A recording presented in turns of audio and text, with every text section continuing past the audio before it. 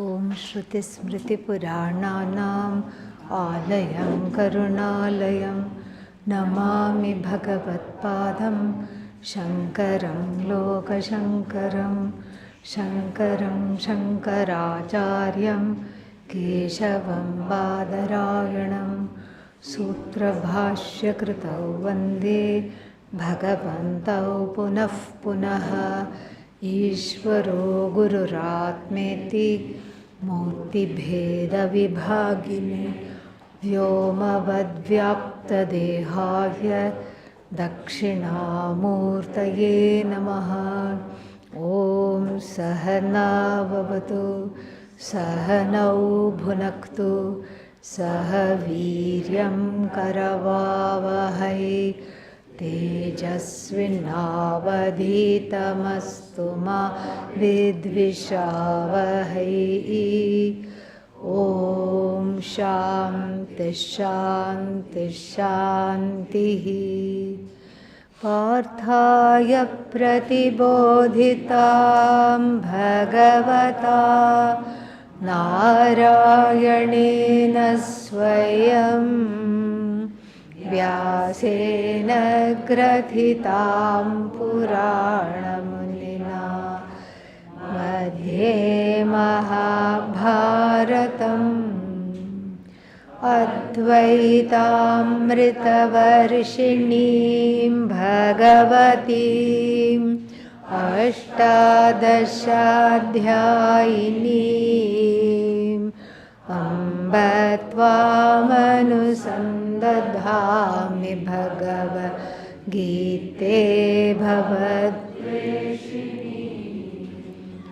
यं ब्रह्मा वरुणेन्द्ररुद्रमरुतः स्तुन्वन्ति दिव्यैस्तवैः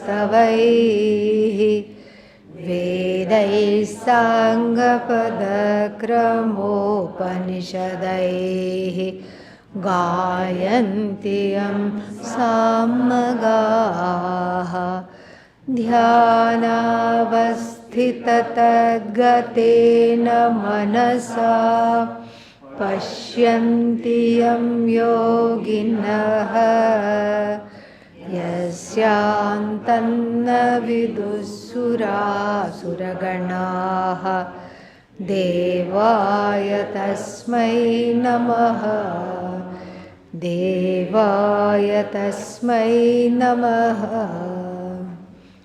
ॐ नारायणः परो व्यक्तात् अण्डमव्यक्तसम्भवम् अण्डस्यान्तस्त्विमे लोकाः सप्तद्वीपा च मेदिनी।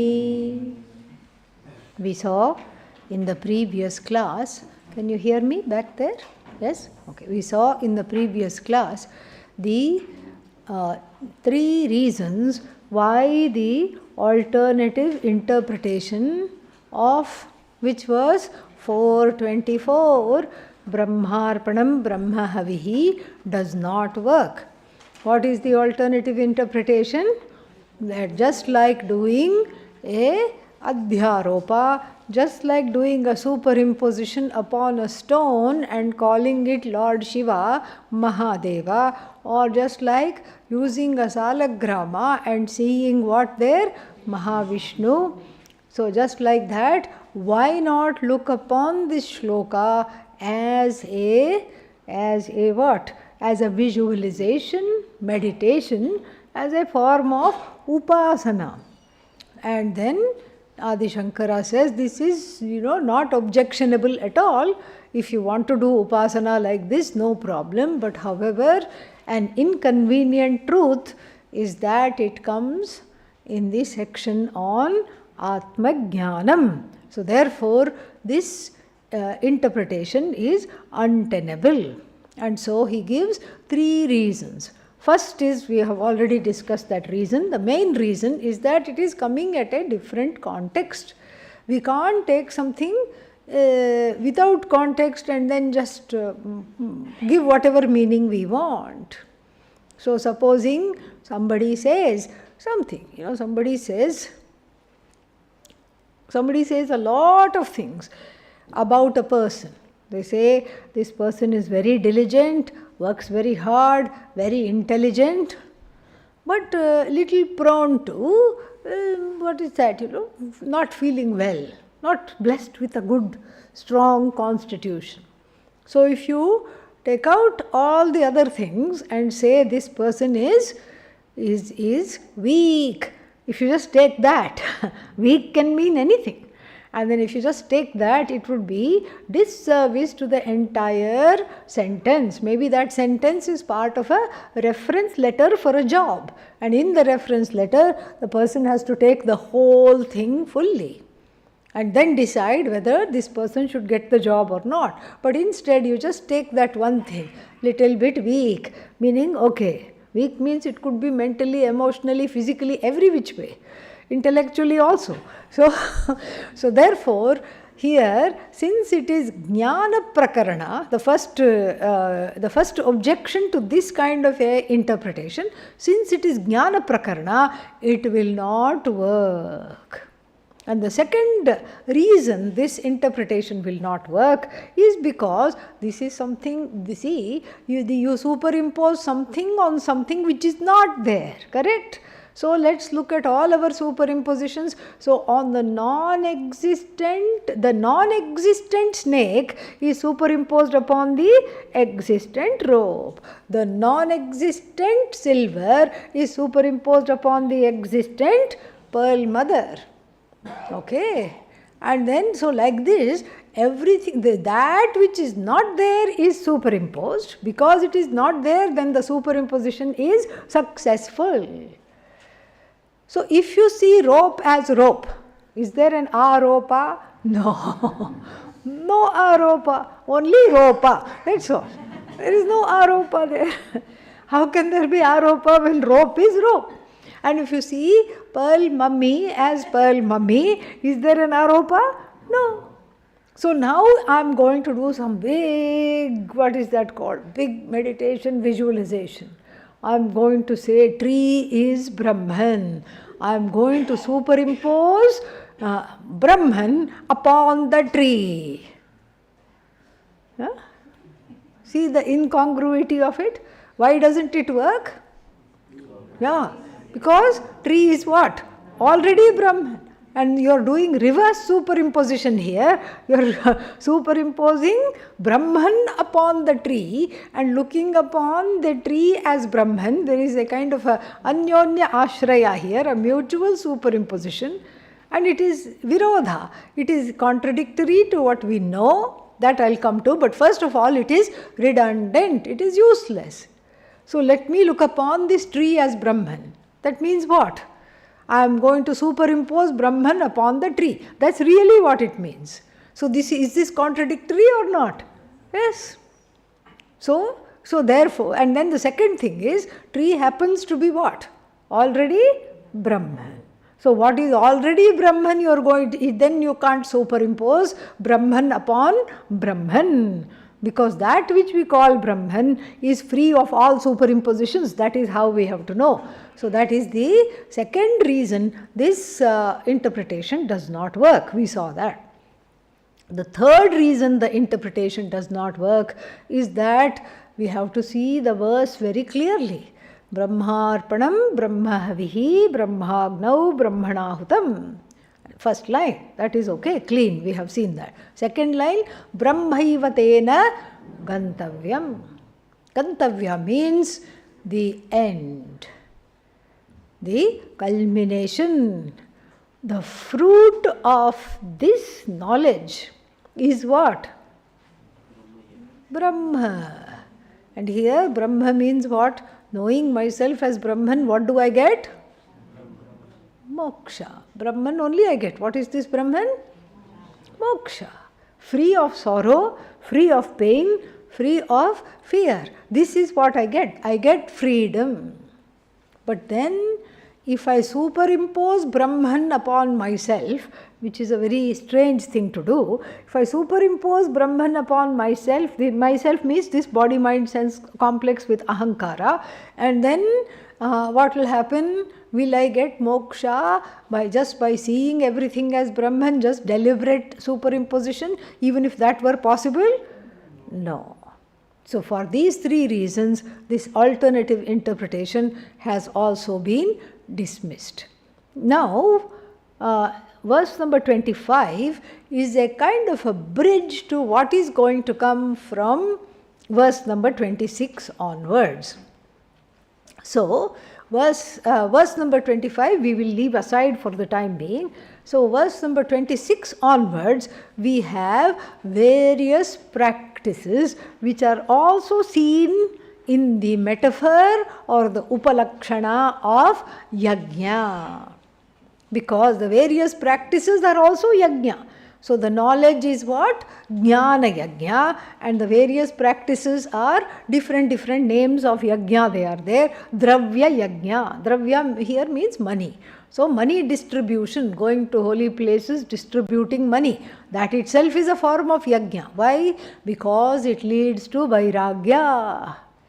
Even as you keep giving the money and more people collect near the holy place, me. And then you have a heart sink, oh, I didn't anticipate so many people, now I have to get some more rupees, where to get, what will happen to me? That feeling has come. And so, but what do you do to that feeling? You keep it aside. No, now I am going to do this. So then it becomes what? Sacrifice, yajna. Annadana is a form of yajna. Yoga itself, what you do from 5 to 6, depending upon the attitude with which you do it, is what? Yoga yajna. Yeah, yoga yajna means not yoga in the form of yajna, the one you become yoga yajna, for whom yoga is a yajna. And then pranayama yajna. Pranayama is a form of yajna. And then saying that on Ekadashi day, I will do certain things. People have this Ekadashi vrata. So, there is a verse also, a very interesting verse. Ekadashyam tu kartavyam sarvesham bhojanadvayam. What? Yeah. What does it say? The first line says, Ekadashyam, during Ekadashi, kartavyam, it is a duty for everybody. Sarvesham, for everyone. What is the duty? Bhojanadvayam. Bhojanadvayam means what? Bhojana everybody should understand by now. Okay? Yeah. It is what happens in the dining hall. Dvayam means what? Dvayam means 2 times. Okay? 2. Dvayam means 2. Bhojanadvayam means what? Eat 2 times. In Ekadashi, eat 2 times. This is the first line of the verse. Ekadashyam tu kartavyam sarvesham. By everyone. What? Bhojanadvayam. But here there is a little twist. What is the twist? It is not bhojana, one word. Bhojana. Bho means oh, you all. Who? Peeps. People. Yeah. Yeah, peeps. Short for people. Okay. Oh, ye peeps. What do you need to do? Yeah, that is going to be what you need to do, is going to be told in the second line. Shuddhopavasah prathamaha. First 2 things you have to do. Dvayam kartavyam. Dvayam doesn't go with jana and bho. Bho jana, vocative. Oh people. By everybody during Ekadashi, 2 things must be done. First line. Second line, Shuddha Upavasaha. Shuddha Upavasaha means don't even think about food, much less look at food, don't even inhale it accidentally. Shuddha Upavasaha Prathamaha. And then Satkatha Shravanam Tatha. Then you hear some good stories about Bhagavan, etc. You just sit and read some stories, read some religious texts. That is the second kartavya. This is what? A kind of a vrata.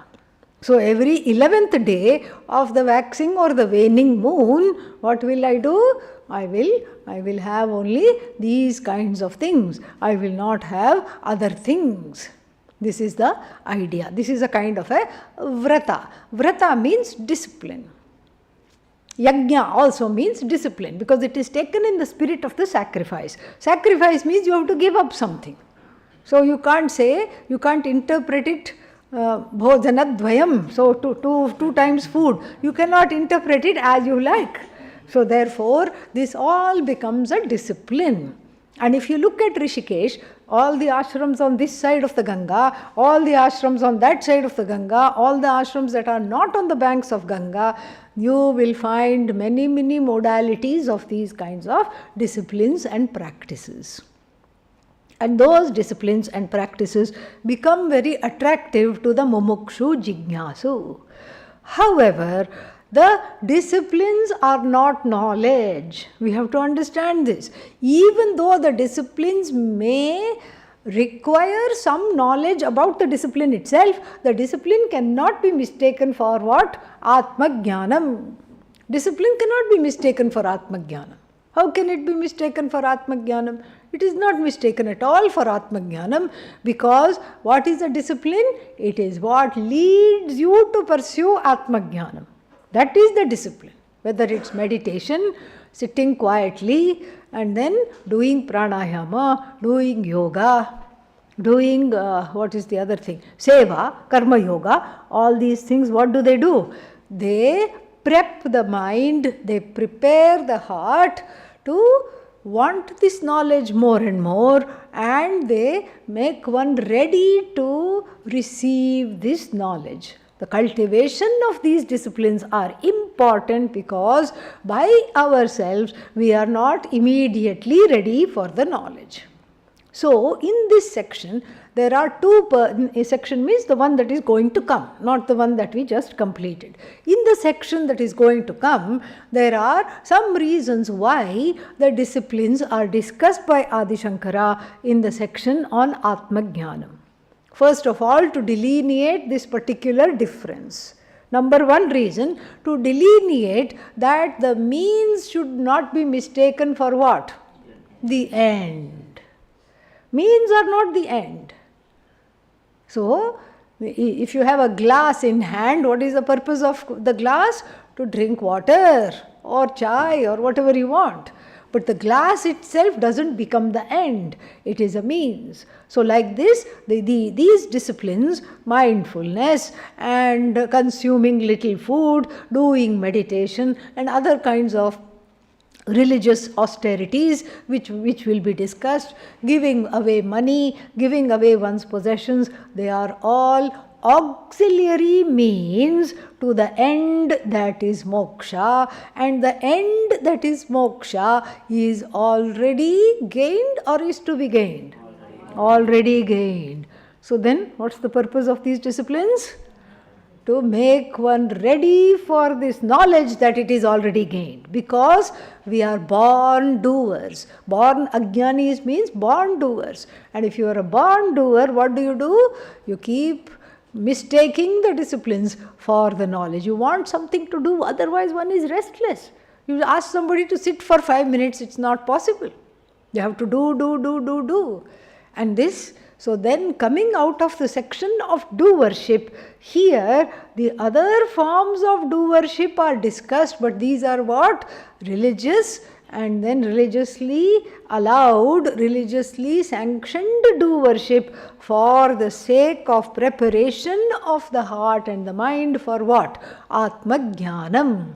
The discipline must not be mistaken for Atma Jnanam, and that's why no matter how attractive the discipline looks, this is the, when you mistake it for the end, then one gets derailed from the real end, which is understanding oneself as free. And for that understanding to happen, there has to be a lot more other things that happen. What are the things that happen? What has to happen is just the chitta shuddhi, the freedom in the heart from the hold of the raga dveshas, and chitta naishchalyam, the ability to focus. These are the two preparations that these disciplines give. And so the first one is basically, the first verse which we just chanted is basically an introduction to these disciplines, and then the discipline itself here is divided into two kinds of doers or the practitioners of the discipline. In verse 25, in line 1, we have the Karma Yogi. In line 2, we have Atma Jnani. So the Atma Jnani is not really doing the discipline. What is the Atma Jnani doing? The Atma Jnani is brought here to show that this is the end of the discipline talked about in the first line. That is the idea. Then after that, the various disciplines will be discussed. We will see that. So let us chant this one.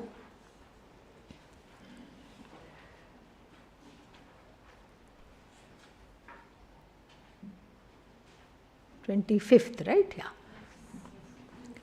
Daivam, together. Daivameva pare yajnam yoginah paryupasate brahmagnava-pare yajnam yajnenaivopajuhvati." Daivam eva apare yoginah daivam eva yajnam paryupasate. Upasate is plural, even though it sounds singular. This is second conjugation, are all like that. Yeah. Upaste, upasate, upasate. So upasate is actually what? Plural. It's not singular. So therefore, apare means others. Who are they? Yoginah, karma yoginah. We have to add. Apare karma yoginah pari upasate. Paritaha means all around. They have this upasana. They have this upasana means what? Discipline, practice. Here it's not meditation, it's a discipline. And then what is their discipline? Anye karma yoginah. Apare means anye. Anye yoginah, all these other these yogis, karma yogis, daivam yajnam paryupasate. What is daivam yajnam? That yajna for which the deva is the vishaya. So that yajna whose subject matter, whose primary purpose is to invoke or worship the deva is called daivam. What kind of a word is it? Tadhita. Tadhita word. And many ways we can interpret it. Divi bhavam, we can say daivam. So that is one way. But here it means it means that yajna for which is done for the sake of invoking the devas. Daivam. Pertaining to the devas, daivam. And then these yogis do various karmas. Now, who are these people? Karma yogis. Karma yogis means what? They are householders. Householders means what? There are certain nitya karma they have to do. What is nitya karma? Agnihotra is one example. As soon as they wake up, they cannot say, where is the coffee? No. That is not the nitya karma. As soon as they wake up, what do they have to do? Offer. And then the the first portion of the Veda is very, very clever. It says, come on, you're complaining about first thing in the morning. It's only 2 offerings, that's all. 2 offerings you can't do in the morning. What kind of a person are you? Okay, I can do it. And then slowly the news is given. What is the news? The same 2 offerings have to be done in the evening also. Inconvenient. I had weekend plans, but okay. Yeah, I will try. I will do it. And then the person is told that this Agnihotra, if it is not accompanied by other satellite rituals, like Paurnamasa, full moon ritual, Adarsha, Darsha means new moon ritual, And then the person is also not doing the fivefold yajnas, atithi yajna, all these things. There are so many other satellite rituals, and if the person does only Agnihotra, Kevala Agnihotra, what happens? Asaptamans hinasti. All the 7 lokas for them are destroyed. Which 7? The bright 7, not the Atala, Vitala, Sutala, Dharatala, Rasatala, Mahatala, Patala. Not the nether world is destroyed for them, not Naraka, but we have 7 types of heaven. Bhuh, Bhuvaha, Suvaha, Mahaha, Janaha, Tapaha, Satyam, Brahmaloka. All these are destroyed for the person who only does Kevala Agnihotra, but not all these rituals. So now if you are a Karma Yogi and you are committed to Agnihotra, you are committed to all these rituals. It's a lot of work. So that is how one is made into Karma Yogi. You don't have time to think. And then the timing is also important. Udite juhoti. As soon as you wake, as soon as the sun rises, as the sun is rising, you have to do. I am not a morning person. Can I have an alternative? Sure. Anudite juhoti. Before the sunrise you can do. Yeah. This is the Karma Yogi's life. And if this yajna is not a spiritual yajna, what else is this? Tell me. This kind of a life committed to this, this kind of a busyness done only for what? Antahkarana Shuddhi. So in 1978, they took a count of how many Nitya Agnihotris are still there in India. At that time it was 298, now it might just be 8. Okay? Because you can't go abroad, you can't go anywhere. Because the next evening yajna is coming. Where are you going to do? Are you going to do in the ship and set the ship on fire? What are you going to do? You can't go anywhere. No holiday, nothing at all. Only holiday you can take single holidays. Like the wife can go on holiday, husband is attached to the chamas, or the husband can go on holiday and the wife does the Agnihotra. We see this in the Ramayana. When Rama was away, Sita was doing Agnihotra, and then the wife, the common wife of Vali and Sugriva, whose name was Tara, a demoness, even the demoness was doing Agnihotra in the Ramayana. It's very, very nice, very, very interesting to see a demoness doing Agnihotra, but then she was doing Agnihotra there. We see all this. So, but you can't take, you can't say we'll take a family holiday. No, not possible. Yeah. In a way, that's why all the marriages were successful. Because single holiday. Holiday from you. Go to some nice spots, nice watering holes, see some temples, come back. Nice. And then after that it's your turn. Go, go, go. No problem. Yeah. So, like this, all the marriages were successful because there was no time to fight, okay? There was no time to have a disagreement. Because when you are having a disagreement, what should be doing? Planning where to get the twigs for the next yajna. That is more important, not your silly disagreement. So, this way what would happen? Antahkarana Shuddhi would take place, and then there was, and the marriage did not matter. The whole purpose of the Vedic marriage is to outgrow the marriage. That's the whole idea. You outgrow the marriage. When you grow, you don't have to keep groaning, why am I in this marriage? Or you don't have to keep wondering, we need to spend more time together. This expression was unheard of in the Vedic times. Even now you talk to your grandparents and all. They will never say, I want to spend more time with this fellow. No grandma in India will say that. Not a single one. Yeah. Let him be. Oh, he's playing cards with his friend. Let him play. Good. Very nice. And neither does he want to spend time with her. Yeah. She is going on a walk with her friend. Let her go. Nice. Once in a while they say, oh, you're still alive? Okay, good, wonderful. That is the Vedic marriage, because there is security, that security has built up. That security has built up where you don't need the marriage at all. That is Vanaprastha. This is very beautiful. And so it's a life, it doesn't come easily. It does even Karma Yoga, and the phala of Karma Yoga doesn't drop on the head without anything. You have to work for it. And this is the work that is talked about in the first line, to invoke the Devas. And who are the Devas? Indradi, all these Devas. Then these yogis lead this life of utter discipline called Karma Yoga. Utter discipline, there is nothing other than discipline. It is not an easy life.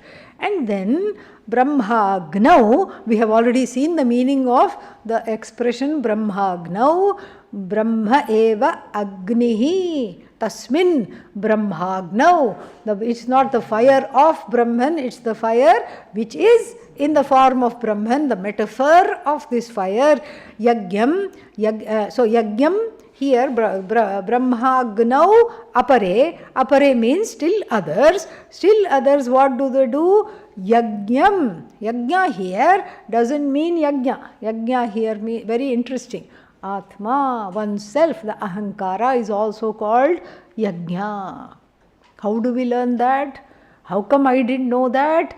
Because one has not studied Amarasimha's Amarakosha.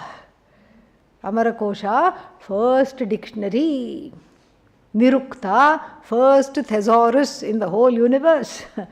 So Nirukta, written by sage Yaska, Amarakosha, compiled by sage Amarasimha. When was it? 370 BC or even earlier, we don't know. And then it's a very fantastic dictionary. This dictionary, like this kind of a dictionary, you will not get anywhere at all. Nowhere will you get this dictionary.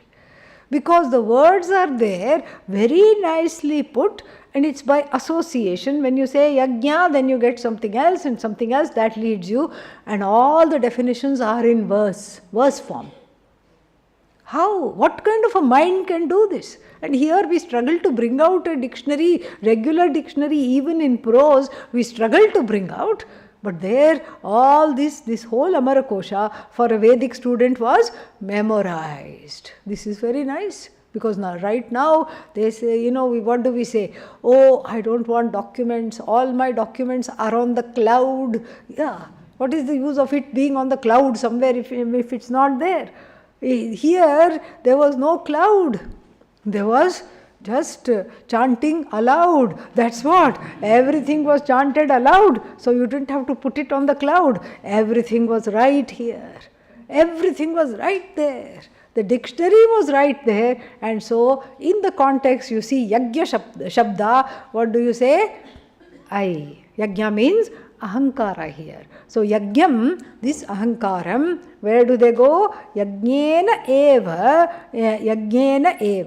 means in this Brahman alone, Yagnena eva upajuhvati.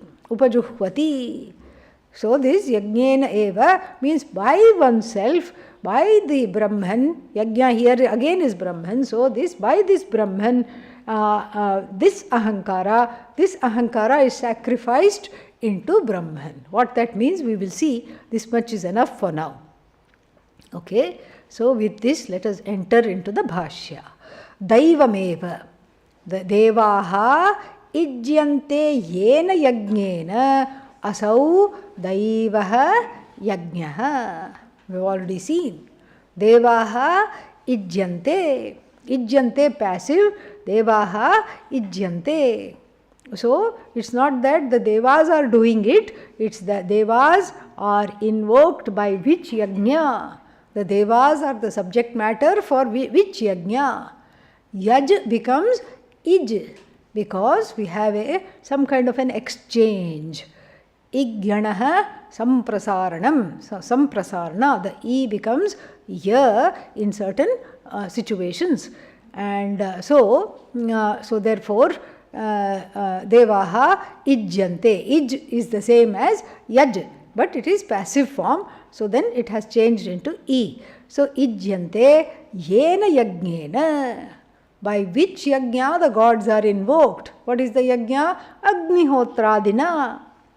Asau daivaha, daivo yajnaha, daivaha yajnaha.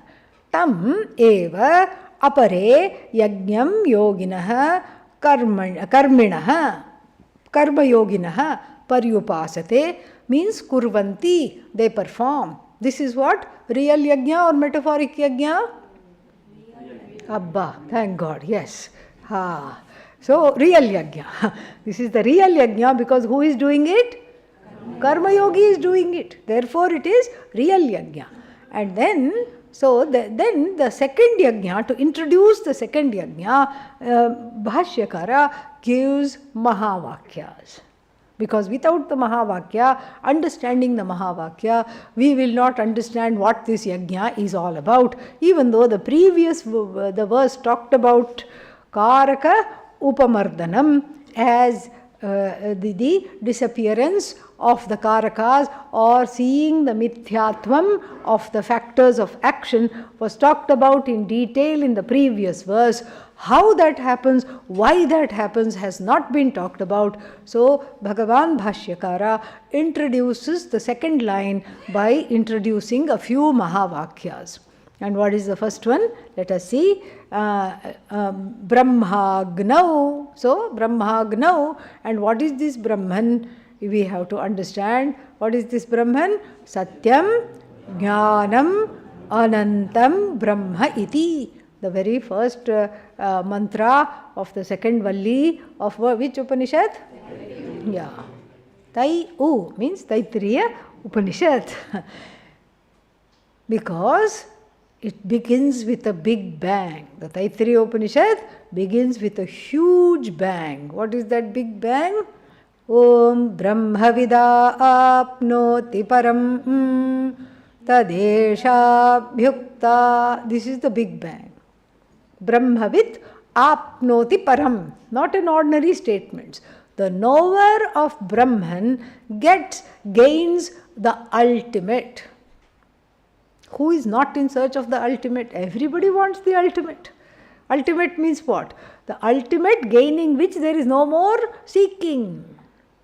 There is no more seeking. I want this, I want that experience, I want this particular discipline, and then I want to go, what is that called? Paragliding. All this is come to Rishikesh now. You're just hanging there somewhere and then they send you up and you get a little thrill, and then before the thrill is over, you are down. Yeah. And then, only that much? Yeah. That much it was. But you took so much money? Yeah, we took so much money. You want to have another round? No, thank you. You come back. And then what else is there? Some other rafting is there. White water rafting. And then what else is there? Then you go to the cliff. On the other side there are lots of mountains and cliffs. So then you go to the cliff and then there is one cord which is elastic cord, okay? Bungee cord jumping. So they throw you off the cliff and you hang there. All right? You hang there and then I suppose it's a form of enjoyment. If your last life was a spider, okay, then you know, because the spider also hangs. Kathornana bhisrijate grinnate cha Mundaka Upanishad. Yeah. So there also you hang. Why you hung in the last life? You hung just like that. You try the thing comes like this, the spider, you try to touch it, it goes up. Hangs, ups and down. Sometimes you see it hanging. If you look at early morning, it's near the web and it's hanging. So the bungee, whatever. Bungee, whatever. So this bungee cord jumping, if one is attracted to it, that can mean only two things. Either it's the samskaras from the last life of spider being played out, or one is getting ready to become a spider in the next life. So we confuse the ultimate for these kinds of thrills. We confuse the ultimate for, if I just go on top of Mount Everest, that is the ultimate. Top of Mount Everest is full of dead bodies in the, that's what it is. Dead bodies in the ice, all preserved. That's what you will see if you go there. That's all it is. And then and then you keep catching your breath. That's what you do. But they think that's the ultimate. For some other people, something else is the ultimate. But then, whatever the definition of ultimate is, I want that. And here, that ultimate, meaning gaining which I no longer want to be seeking any other thing or experience or person or object or anything. That is the any other time, place, nothing. That should be the definition of ultimate. And then here, I am told, the knower of Brahman gains the ultimate. Now I haven't a clue what this Brahman is. So then Akanksha is created in the heart. What is the Akanksha? The expectation. What is the expectation? Kim tat Brahma. What is this Brahman that you are talking about? And the definition of Brahman is given. The description of Brahman, definition of Brahman is given. What is that definition? Satyam, Jnanam, Anantam. 3 words are used. And in the understanding of these 3 words, by the time Adi Shankara teaches us in the Bhashya, the purport of these 3 words, poor fellow needs a throat lozenge because it is so much ayasa. He describes everything with so much detail, taking care to not, so that we don't misunderstand. Satyam Jnanam Anantam is usually translated as existence, knowledge, bliss, with a capital B. What did you understand? Say nothing, so we can move on. Nothing. Existence what? I also exist, you also exist, Brahman is existence, that's very boring. I don't want to know this Brahman, which is just what? Existence. Knowledge. I also have many knowledges. Brahman is having knowledge, no problem. What do I get out of this? I don't get moksha out of knowing Brahman knows a few things. I also know a few things. Anantam, we don't even have a concept of that which is not time bound, because everything on this universe is time bound. Eternal. They say this, eternal. And what else do they say? Supreme. These words please don't use. Supreme should only be used for unleaded gasoline. That's all it is. Yeah. Supreme. Yeah, that is all it is now. Yeah. Supreme means what? What is this? That doesn't mean anything. These are all laden words. We should avoid these laden words, because what do? They confuse the mind even more than it's already confused. Then they say Brahman has to be the Anantyam of Brahma, the endlessness, the joyfulness, the bliss of Brahman has to be experienced. And they drag the word experience to show how long it should be. Whatever you experience, here what are you taught? The first day you set foot here, whatever you experience is not Brahman, it is mithya. It is not you. Why? Because you can experience it. Whatever you experience is not limitless, it is finite. An experience by definition is that which has a beginning and an end. If Brahman was also some kind of a special experience, then what? It will have a beginning, and what else will it have? A middle and an end. Then how can you say Anantam? You cannot say Anantam. But still people hanker after this Brahman experience. I wish I could get an experience. And I heard somebody, these world, what was that called? Parliament of World Religions. I heard somebody, and I didn't want to hear them, but they were next to me on the same panel, and I was speaking after them. So I did hear them, and this person said, I have gained Brahman bliss. And this bliss is so sweet, and it is in the form of drops that come from the head to the back of the throat to that sahasrara something, and then they just drip on the back of the throat, and it is so wonderful. I got alarmed. I said, you better get yourself checked up. I wanted to tell. It could be sinocerebral fluid that is leaking. This is not a very good thing. But I didn't say anything. No. I just kept quiet. I listened carefully because I thought, okay, this will be of some use in some class somewhere. Yeah, that is all it is. That is all it is. And so So you can't say that, because with this drip, drip, drip, how long it will last? A dripping tap, how long will the dripping tap drip? Till the water finishes. And whatever is there in the head, till that goes. Yeah, this is very dangerous. These kinds of interpretations cannot be. Brahman cannot be a special experience to be had at a special time by a special person. And so, Satyam, Jnanam, Anantam means that which is the source of all existence, which is timeless existence. It is not a time-bound existence. It is not an existence that came into being and that is going to be sustained by something else and that is going to end. No. It's endless existence. Limitless means what? Beginningless existence. And in fact, everything in the universe borrows the existence. In other words, it's called is. Existence means is. So Brahman is, and therefore flower is. So when I say flower is, the isness of the flower, does it belong to the flower or to Brahman? Brahman. Everything is. Temple is. The isness of the temple is nothing but Brahman. And then human being is. The isness of this body, mind, sense complex is nothing but Brahman. Everything is Brahman alone, and the existence of Brahman is not borrowed from another Brahman. The Brahman is, everything borrows existence from Brahman. This is called Satyam. And what kind of an existence? Endless existence, beginningless existence. And then the next word is Jnanam. Here also we have this Anam, lute, which can be used in Bahula ways, in many, many ways. And what are the ways?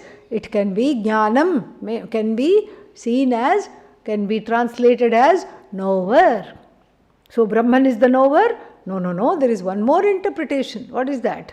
Known. Object interpretation is also there with this pratyaya lut, which becomes anam. Don't worry about that if you don't understand. Check out. And whenever I talk about grammar, if you don't understand, you are free to check out and then check back in. So this lut is you. The L goes away, takara goes away, you. And then there is a sutra, then the you must be replaced by ana. Yuvor anakav. You must be replaced by ana. And then gnya plus lut, gnya plus you. You don't say gnya you. What do you say? Gnya plus ana, jnana. Correct? And then it's made into a neuter noun. So jnanam, anam. So this lut becomes ana. And so therefore, this jnanam has the sense of knower, pramata, and jnata, and has the sense of object of knowledge, jneyam, and has the sense of means of knowing. How do I know something? How do I know that there is a flower here? Because I see it. That is means of knowledge, pramana. So how do I take this jnanam? Do I take it as knower? Brahman is the knower?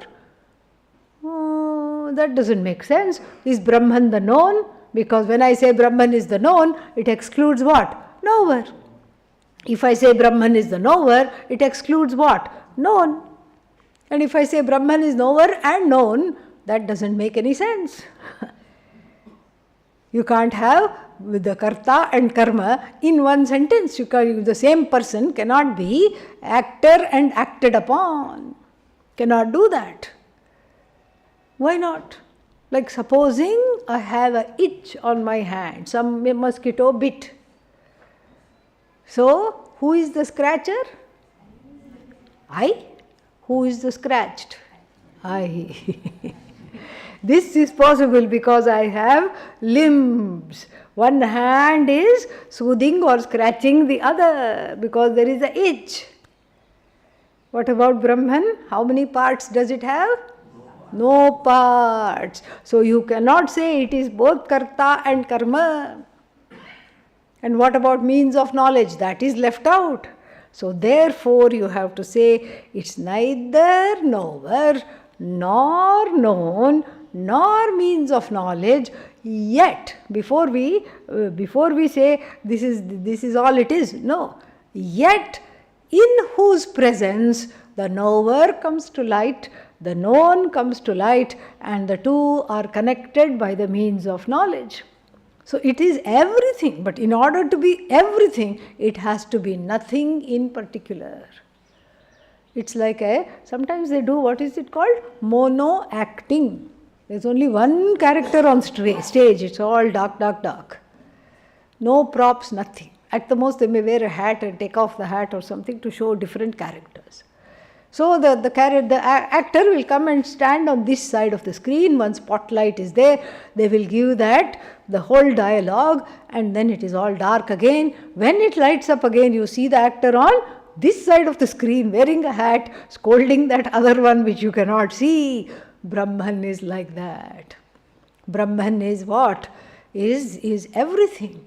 The knower is nothing but Brahman. Known is nothing but Brahman. The means of knowledge is nothing but Brahman, Jnanam, but itself is neither knower nor known nor means of knowledge. It upholds all three without becoming any one of them. That is what is Jnanam. And that Jnanam illumines the word Satyam by saying that this existence is not a dead existence. What kind of an existence is it? A sentient existence. And that the conscious existence. So this consciousness has to reside in something. That being alone is Brahman. It has to, knowledge has to reside in a conscious entity. That being is called Brahman. And the word Anantam qualifies or helps out what kind of existence? Endless existence. What kind of knowledge? Endless knowledge. This is Satyam, Jnanam, Anantam. No other interpretation is possible. It is shown in the wonderful Bhashya to this particular section in the beginning of the Taittiriya Upanishad. Now, he brings in also one more, that is Satyam, Jnanam, Anantam, Brahma.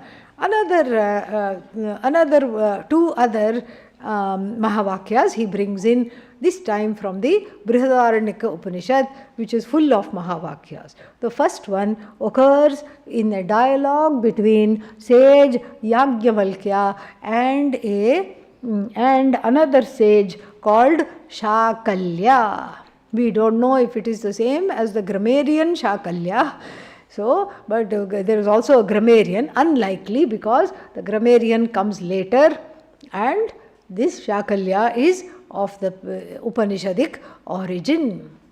So the Shakalya's job, just like Gargi's job, was to see if Yajnavalkya is qualified to be in this sabha of learned people belonging to King Janaka's spiritual assembly. That was his job. So Shakalya is keeping on asking questions. And for Yajnavalkya, it is those questions which all these learned scholars ask are like asking somebody like Einstein, what is 2 plus 2? Yeah, Einstein is waiting for a prize, the prize of being included in this elite assembly. And then you have to answer some questions. Okay, shoot, tell me the questions. What is 2 plus 2? What will Einstein say? Einstein will get angry. Einstein will say, what kind of a question is? Are you mad? So poor Yajnavalkya also, even though they are posing very difficult questions, for Yajnavalkya everything is 1 plus 1. Everything is 1 plus 1, 2 plus 2, like the baby talk. And he says to Shakalya, he says this to poor Gargi also, if you keep asking these questions, your head is going to roll off your shoulders because you are not using it.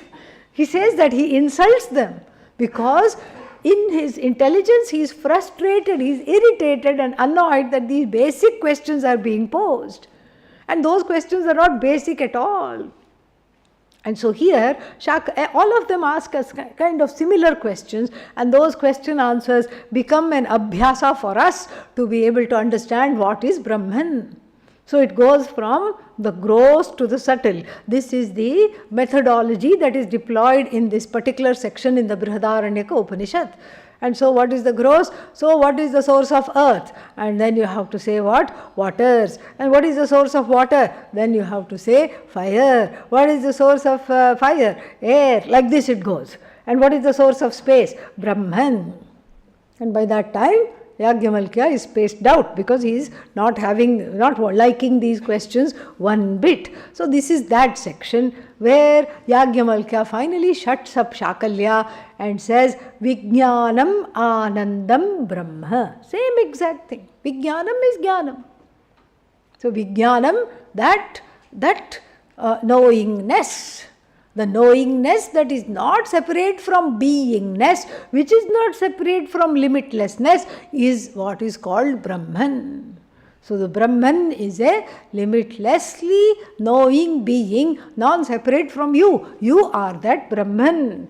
This is what Yajnavalkya says. That is from 3.9.28. And then we have another very famous. This one is not so well known because it comes under a smaller section which is not well known, but it is still a Mahavakya. And the other one is famously quoted by Adi Shankara here and elsewhere. Yat sakshat aparokshat brahma yah atma sarvantarah. Very beautiful. Sakshat. What is Sakshat? Name of Chief Acharya. No, that is not what it is here. Okay, yeah. Sakshat here means in very evident. You cannot miss it. That is what is Sakshat.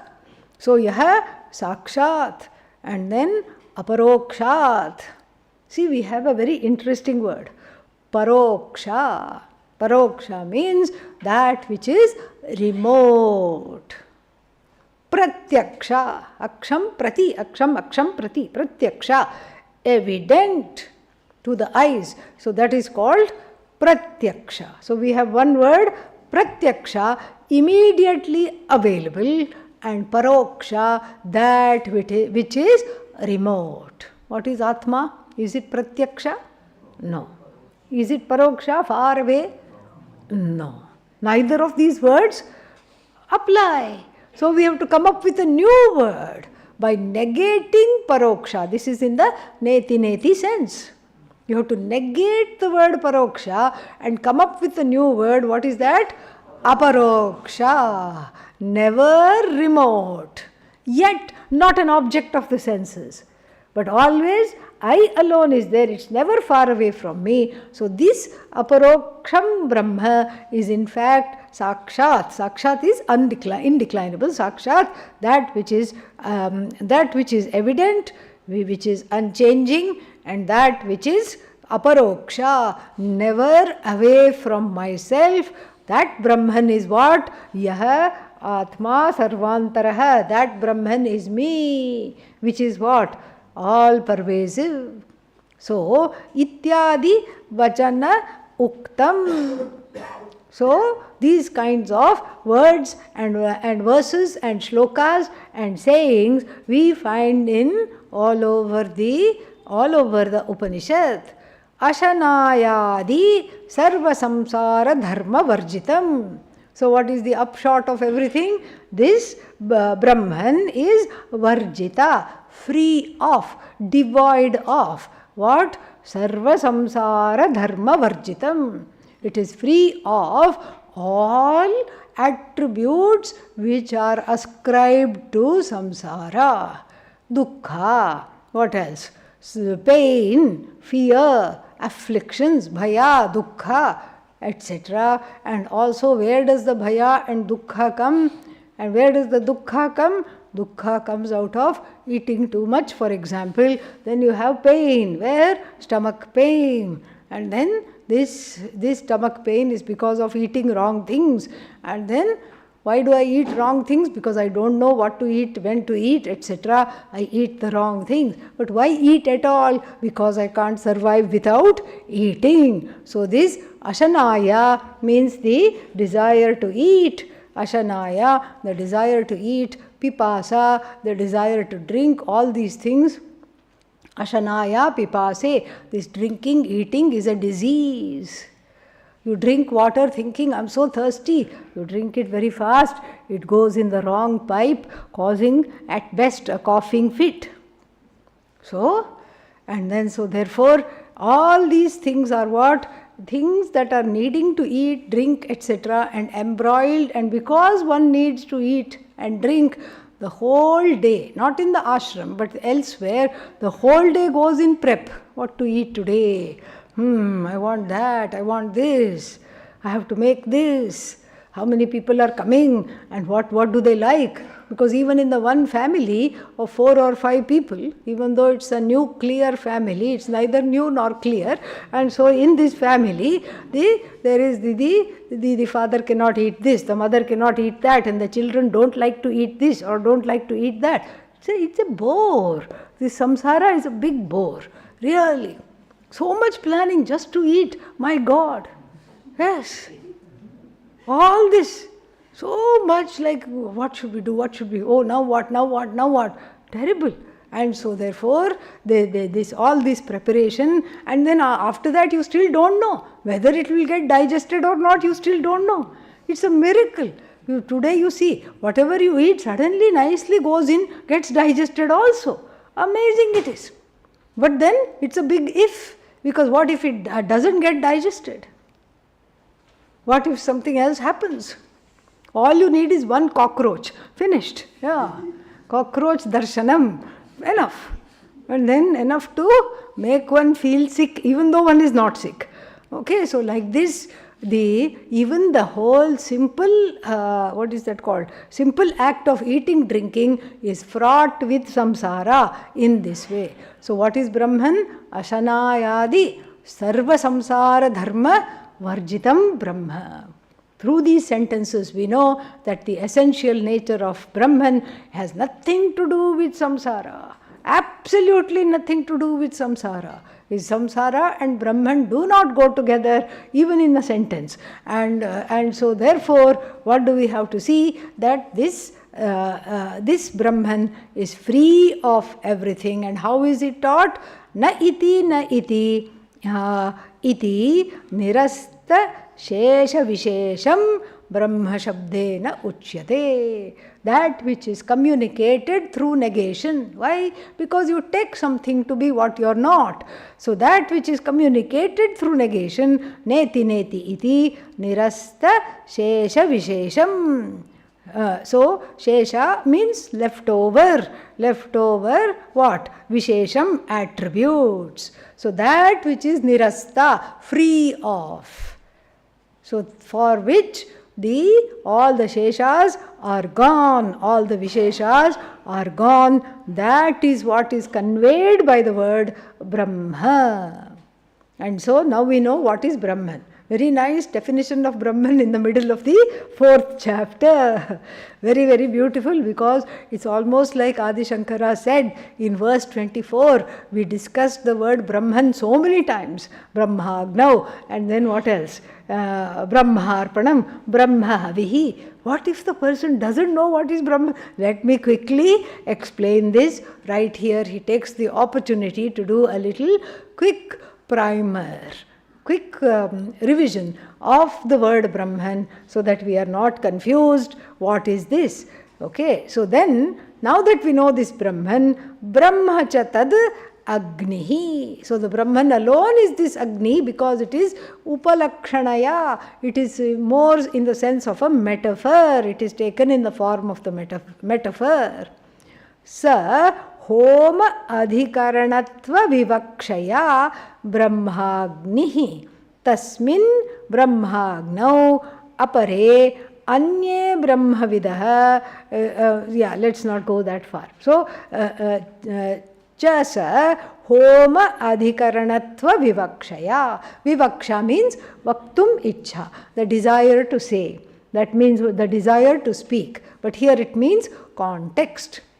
So, the desire to reveal, what is the desire to reveal to reveal all the disciplines and spiritual disciplinary practices in the form of yajna. That is the desire of Bhagavan to say it as a yajna. So looking at the context, therefore you say Brahmagni, because the context is of what?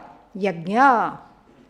Tasmin, in that Agni, apare means Anye Brahmavidah. Anye, distinguished from the first line, Karminaha, Karma Yoginaha, and these are what? Brahmavidah. These are knowers of Brahman.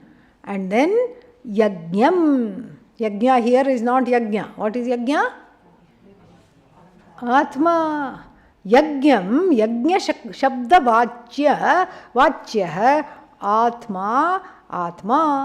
He says that. Where? Because he has studied Amarakosha.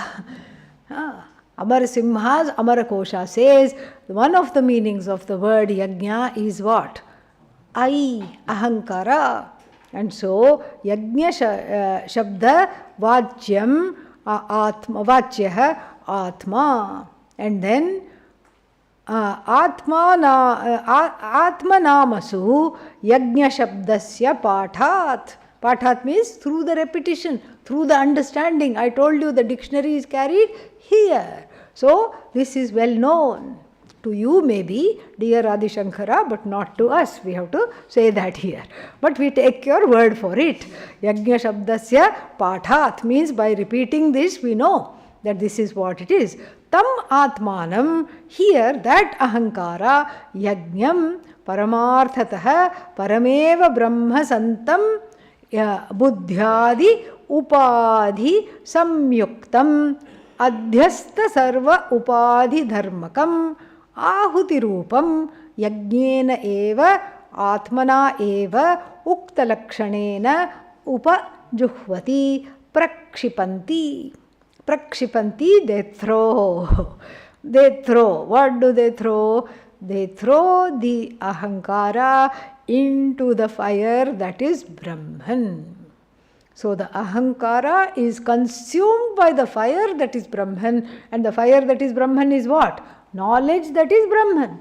The fire is the knowledge of that is Brahman. So they throw the ahankara into Brahmagni. Who is the thrower? They themselves. So how can the ahankara throw itself? Because that is what is the beauty of this knowledge. The ahankara doesn't throw itself. The ahankara is shown to be akarta, abhokta. So in that sense, metaphorically speaking, the ahankara, which is the be all and end all in the samsara, the one who is the actor, the one who is victimized, the one who is the go-getter, that is the one that is being talked about here, and that is the one that is being eradicated.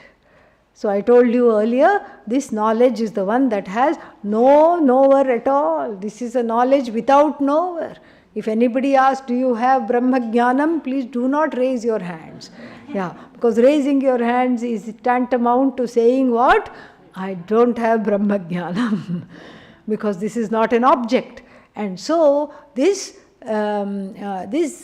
kshepa, the throwing of the ahankara into the Brahmagni is a metaphor.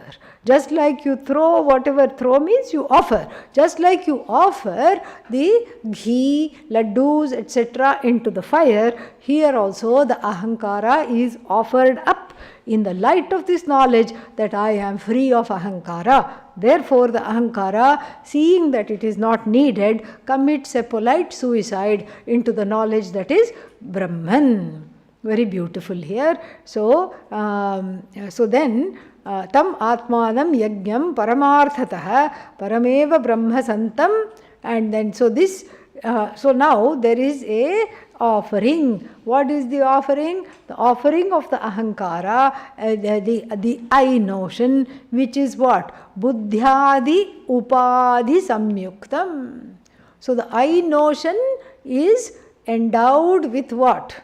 Endowed with the buddhi, manaha, adipadat, all this body, deha, etc., which are all various upadhi. Upadhi samyuktam, endowed with these upadhis, which is what? Superimposition on this Brahman, which is myself alone, free of all superimpositions. So, the buddhi, etc., is as though superimposed upon the I, which is what? Free of all superimpositions. So, this buddhi, etc., which is superimposed upon the Atma, is called ahankara, is the I notion. Do you see the difference?